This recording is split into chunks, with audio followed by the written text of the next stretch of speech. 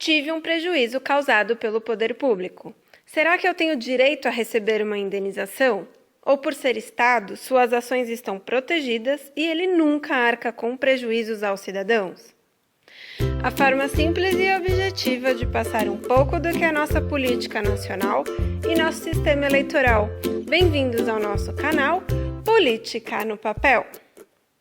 É normal ouvirmos as pessoas falarem que os órgãos públicos ou as empresas estatais fazem tudo o que querem e nunca pagam pelos seus danos. Mas, na verdade, não é bem assim.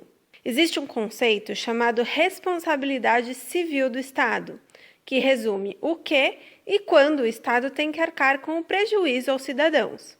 Vamos imaginar que uma ambulância pertencente a um hospital público esteja correndo por uma avenida carregando um paciente em estado grave, e nisso bate em um veículo de um cidadão que esteja no caminho. Nesse caso, o Estado estava fazendo o seu trabalho, mas o particular que teve seu carro danificado não pode arcar com esse prejuízo, certo? Antes de respondermos a essa questão, vamos tratar de um conceito. Para que haja responsabilidade do Estado, 3 elementos devem estar claramente configurados: o Estado, no caso o hospital público, o agente, que é o motorista da ambulância, e o dano, que é o carro amassado. No Brasil, adotamos a chamada teoria do risco administrativo. Nessa teoria, o particular não precisa comprovar que houve culpa ou dolo do motorista, ou seja, a pessoa que teve seu carro danificado não precisa comprovar que o motorista teve um descuido ou intenção de bater em seu carro, mas apenas demonstrar que houve um prejuízo. Esse conceito é baseado na responsabilidade objetiva do Estado. É mais ou menos assim: havendo um dano causado por um agente público, o particular tem razão e o Estado é culpado com o dever de indenizar. Se o Brasil adotasse a responsabilidade subjetiva, a história seria invertida. O cidadão sempre teria de comprovar a culpa do agente público para poder pedir sua indenização. Agora você deve estar pensando: se o Estado sempre tem que indenizar o particular, basta que o cidadão comprove um prejuízo? Então, qualquer um poderia aproveitar que seu carro está com para-choque ralado e bater em uma viatura policial, por exemplo. O Estado seria obrigado a indenizar e a pessoa ficaria com o carro novo. Também não é bem assim. Na teoria do risco administrativo que falamos há pouco, de fato, o particular não precisa comprovar a culpa do agente público para pedir o ressarcimento do dano. Mas o Estado, sim, pode comprovar que o acidente ocorreu por culpa ou dolo do cidadão, ou mesmo provar que ambos cometeram erro que causaram a batida. Se houver essa comprovação, ninguém teria o prejuízo ressarcido ou mesmo compartilhariam os custos com o Estado. Se foi o particular quem causou o acidente, ele arca com todos os custos. Agora, vamos supor que uma empresa pública de saneamento vá fazer uma obra na porta da sua casa. Em determinado momento, o agente responsável pela obra, descuidado, não presta atenção no serviço e fura o encanamento, o que faz a água vazar por toda a residência, causando um enorme prejuízo ao morador. Nesse caso, o Estado é obrigado a ressarcir o dono da casa. Mas pensem assim: se quem está ressarcindo é o Estado, em última instância são os cofres públicos e nossos impostos que estão pagando essa indenização. Não é justo que nosso dinheiro seja utilizado para custear o erro de um agente público descuidado, certo? Bom, nesse caso, o Estado, comprovando a culpa ou dolo do agente, tem direito de uma ação de regressão, que nada mais é do que a obrigação que o agente público tem de reembolsar o Estado por aquele prejuízo que ele teve que pagar. E então, qualquer órgão ou empresa do Estado segue essa regra? Bom, quase.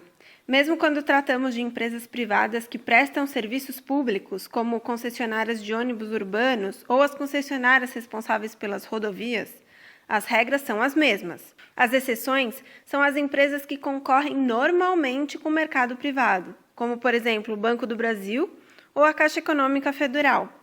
Se elas atuam no mercado como qualquer outra empresa do ramo, não seria justo que houvessem regras diferentes, certo? Portanto, as regras aplicadas a elas são as mesmas no mercado privado. Ok, isso tudo porque o Estado agiu e causou um prejuízo. Mas e nos casos em que o Estado deixa de fazer alguma coisa? Há pouco tempo, um passageiro do metrô de São Paulo ganhou na justiça o direito de ser indenizado por ter sido assaltado dentro da estação. O metrô é do estado de São Paulo e não garantiu a segurança do cidadão naquela oportunidade. Nesses casos em que o Estado deixa de fazer alguma coisa, o cidadão é obrigado a demonstrar a culpa do Estado para que o dano ocorresse. Diferentemente dos outros casos que vimos, não basta apenas demonstrar o dano, mas comprovar na justiça que o poder público não fez algo que deveria ter sido feito.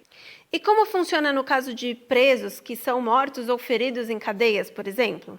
Nesses casos, o Estado também não garantiu a segurança do indivíduo. E se seguíssemos a regra anterior, para ter direito à indenização, a família deveria comprovar que o Estado não cumpriu sua função. No entanto, no caso de presos, não há essa necessidade da comprovação da omissão do Estado. Isso porque o detento está sob custódia do Estado, ou seja, sob sua responsabilidade. Sendo assim, em caso de ferimento ou morte, sempre deve-se indenizar. Só não haveria essa indenização caso os danos fossem de culpa exclusiva da vítima, caso fortuito ou força maior. Seriam, por exemplo, os casos de suicídio ou morte devido a um raio, por exemplo. Nesses casos, o Estado nada poderia fazer para evitar e, por isso, não terá o dever de indenizar. Interessante lembrar que essa situação não se aplica apenas aos presos, mas a todos os indivíduos que estão sob custódia do Estado. Um outro exemplo, portanto, seriam as crianças que estão nas dependências das escolas públicas. Se elas sofrerem algum dano, o Estado deverá indenizar, a não ser que seja por culpa exclusiva da vítima, caso fortuito ou força maior. O tema parece complicado, mas não é. É importante sabermos essas regras, pois são casos que podem acontecer no nosso dia a dia e talvez não tenhamos ideia de como proceder. E vocês, o que acham dessas leis? Já sofreram algum prejuízo? Deixem aqui seu comentário e se inscreva no canal. Obrigada e até a próxima!